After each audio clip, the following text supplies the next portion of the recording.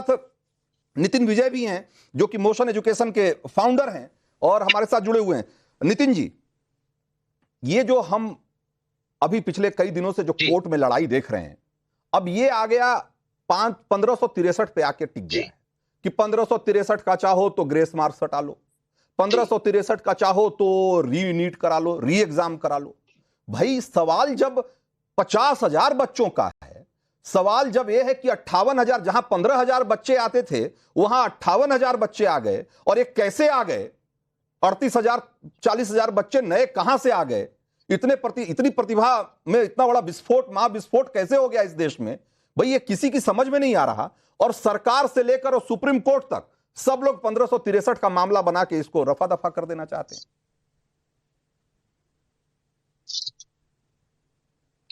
बिल्कुल सही बात सर। इसमें मेरा कहना यह है कि एनटीए में अभी 3 चीजों के मुद्दे उठाए थे, उसमें से एक पे बात हुई है 1563 पे। इसमें इंपॉर्टेंट बात यह है कि 1563 को टाइम लॉस के बेसिस पे ग्रेस मार्क दिए गए।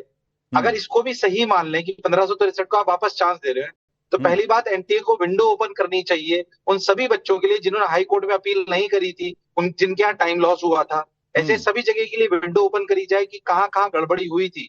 जहां जहां गड़बड़ी हुई उन सभी बच्चों को दोबारा नीट एग्जामिनेशन देना के लिए अलाउ करना चाहिए, पहली डिमांड।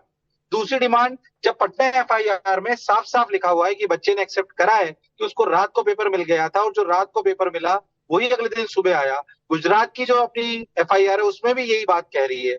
जो डेटा कह रहा है, जैसा बीएम सर ने भी बोला, और जो हम लगातार इस बात को कह रहे हैं कि डेटा साफ साफ ये कह रहा है कि 605 नंबर पर पिछली बार 26,000 बच्चे थे, इस बार 605 नंबर पर 76,000 बच्चे हैं। ये जैसा कि आप बिल्कुल सही फरमा रहे हैं कि कैसे ऐसा हो गया कि इतने सारे बच्चे एकदम से लायक हो गए।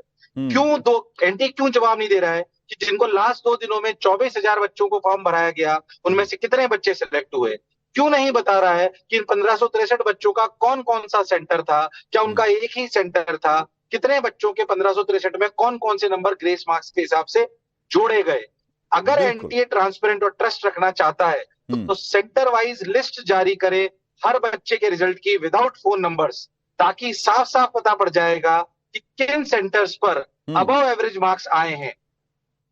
एनटीए ने सेंटर वाइज, नेशन वाइज एक 323 का मार्क्स दिया है कि एवरेज नंबर है। अगर किसी भी सेंटर पर एवरेज अबव 400 है तो अपने आप वो संदेह के घेरे में आ जाता है। क्यों ना उस पर बिल्कुल। तो बहुत बहुत सारे सवाल हैं, एक दो सवाल नहीं है। जैसा कि अभी नितिन विजय सर बता रहे थे, उन्होंने कहा कि भाई ये बताना चाहिए एनटीए को कि आखिर ये इतना बड़ा गड़बड़ झाला कैसे हुआ, और कौन से सेंटर है जहां से कितने सारे जो टॉपर्स आए हैं और वहां पर किस आधार पे ग्रेस मार्किंग की गई, और ऐसे कितने सेंटर हैं। क्या 15 बाकी जो ये 24,000 बच्चे हैं जिनको कि लास्ट में जिन्होंने 2 दिन में जो विंडो खोला गया और उसमें जो रजिस्ट्रेशन किया, उसमें से कितने बच्चों ने क्वालिफाई किया और उनको कितने मार्क्स मिले?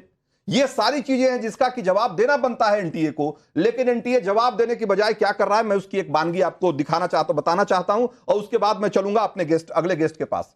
आप देखिए कि पटना में 5 तारीख को, 5 मई को जिस दिन परीक्षा थी, उसी दिन 13 लोग गिरफ्तार होते हैं, और उन्होंने अपने एफआईआर में, अपने बयान, जो एफआईआर दर्ज की गई है उसमें, एफआईआर में जो बयान दर्ज किया गया है उसमें वो कह रहे हैं कि भाई एक रात पहले उनको वो सारे प्रश्न पत्र रटवाए गए थे।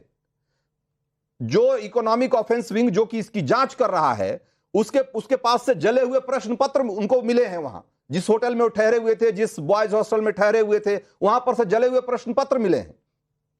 उन छात्रों की डिटेल है उनके पास, और इस डिटेल को लेकर और उस जले हुए प्रश्न पत्र को लेकर के चिट्ठी लिख चुका है इकोनॉमिक ऑफेंस विंग पटना का एनटीए को कि भाई आप अपना प्रश्न पत्र दीजिए ताकि हम मिलान कर सकें कि वही प्रश्न था कि दूसरा प्रश्न था।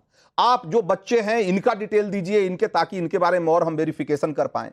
और ये महीनों गुजर गए, लेकिन एनटीए ने कोई जवाब नहीं दिया। अभी तक एनटीए ने कोई जवाब नहीं दिया, और विभाग के मंत्री कह रहे हैं कि पर्चा लीक ही नहीं हुआ।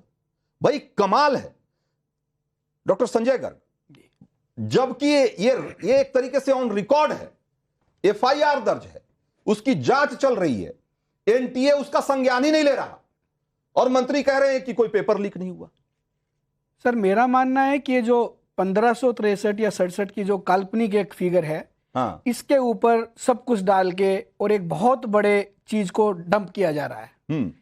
देखिए, हम लोग भी कॉम्पिटिटिव एग्जाम में रहे हैं। मैं 1 मिनट के लिए रोक के अपने दर्शकों को बताना चाहता हूं कि ये पटना पुलिस की वही प्रेस रिलीज है जो भी हमारे स्क्रीन पे है, जिसमें उन्होंने बताया है कि कैसे एनटीए को बार बार लिखने के बावजूद भी एनटीए कोई जानकारी मुहैया नहीं करा रहा है, और अगर यही हालात रहे तो उनको कोर्ट के पास जाना पड़ेगा ये जानकारी जुटाने के लिए। सोचिए साहब कि एक एजेंसी जो कि इतने बड़े पैमाने पर एग्जाम करवाती है, कंडक्ट कराती है, उस पर इतने गंभीर आरोप लग रहे हैं, परीक्षा के प्रश्न पत्र लीक होने का मामला दर्ज हो चुका है, लोगों की गिरफ्तारी हो चुकी है, और एनटीए के कान पे जू नहीं रेंग रहा। कमाल है संजय गर्ग। हाँ, देखिए, आप शुरू से कंडक्ट देखिए, इनका एग्जाम होता है, एग्जाम वाले दिन सेम डे शाम को एक एफआईआर होती है, कुछ लोग गिरफ्तार होते हैं, लेकिन एनटीए कहता है ऐसा कुछ नहीं हुआ।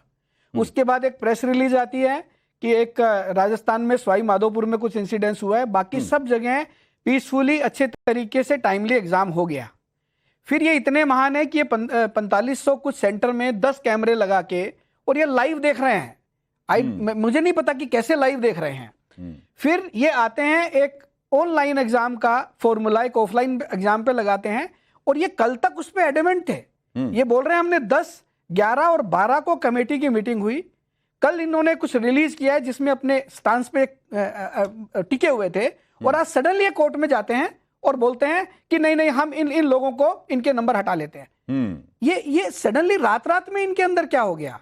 मैं आपको बता रहा हूं, ये जितने सौ भी जो 1500 कुछ बच्चों का मामला उठाकर और उस पे कोर्ट को इन्होंने गुमराह किया है। आप इनकी प्रेस कॉन्फ्रेंस देखिए, उसमें इन्होंने बोला है कि इन बच्चों में 750 या 790 बच्चे तो क्वालिफाई ही नहीं हुए हैं। तो आप क्या करना चाह रहे हैं? जो क्वालिफाई नहीं हुए उनको भी एक एग्जाम का मौका देना चाह रहे हैं। सही बात है। जो क्वालिफाई 700 लोग हुए हैं उनका आपको कुछ भी आप बताना नहीं चाह रहे हैं। और देखिए, आप इस बार इन्होंने पहली बार ये इंट्रोड्यूस किया, ये पहले नहीं होता था, बीएम सर बता पाएंगे, पहले कभी नहीं होता था कि फॉर्म भरने की डेट के हिसाब से आपकी रैंक आएगी। क्या ये 2023 तक होता था? नहीं होता था। इस बार जो 62 से 67 के नंबर के बच्चे डाउट में हैं, उनकी रैंक उस 720 में सबसे पीछे है। क्या ये वही बच्चे हैं जिन्होंने 10 और 11 जो अप्रैल को जो विंडो खुली थी उसमें उन्होंने फॉर्म भरे? क्या वही बच्चे हैं जिनको सिलेक्टेड कुछ सेंटर दिए गए? क्या वही बच्चे हैं जहां पे ये धांधली करी गई? बिल्कुल, ये संभव नहीं है। बहुत बड़ा सवाल है। एक और बात इसी से जुड़ी हुई, एक और बात मैं जोड़ दूं, उसके बाद मैं ब्रजेश सर के पास चलूंगा कि भाई एक तरफ एनटीए कह रहा है कि हमने ग्रेस मार्किंग टाइम को कंपनसेट करने के लिए दिया, जिन बच्चों के पेपर किसी वजह से डिले हो गए उनको हमने उस टाइम को कंपनसेट किया और हमने कुछ उनको ग्रेस मार्क दिया उसके अगेंस्ट, टाइम के अगेंस्ट। भाई जिस सेंटर से 6 टॉपर निकले, बहादुरगढ़ का वो स्कूल जहां से कि 6 टॉपर 720 यानी 720 में से 720 नंबर लेकर आए, परफेक्ट स्कोर जिन्होंने किया, वहां की प्रिंसिपल कह रही है, वो ऑन रिकॉर्ड है, वो सारे मीडिया प्लेटफॉर्म और सारे सोशल मीडिया पे तैर रहा है। वहां की प्रिंसिपल कह रही है कि भाई यहां कोई टाइम डिले हुआ ही नहीं, 1 भी मिनट का समय किसी बच्चे का बर्बाद नहीं हुआ, सारे बच्चे बिल्कुल हंसते खेलते यहां से गए, समय से परीक्षा शुरू हुई।